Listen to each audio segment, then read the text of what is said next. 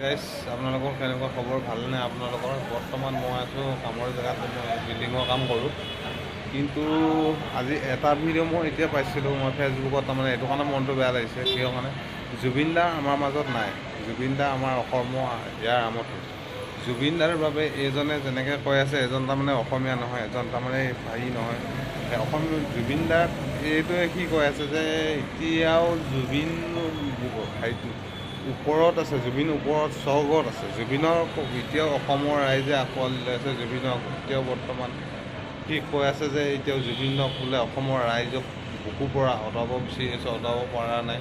এজন মহাপুৰুষক কি কৰা যায় চাওকচোন, মই ভিডিঅ'টো লগাই দিওঁ। তাৰপৰা লাষ্টত আপোনালোকে তাক ক'ব যে কি কৰিব লাগে।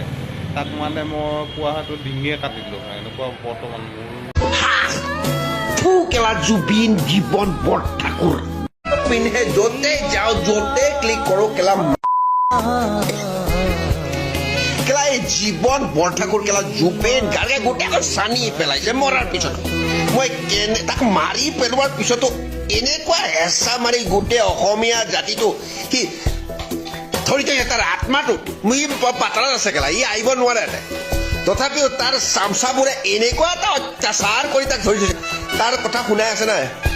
মোৰ এটা ডাঙৰ প্ৰব্লেম হৈছে কেনেকৈ তাক মই আঁতৰাব পাৰোঁ ইহঁতৰ মনৰ পৰা। I am completely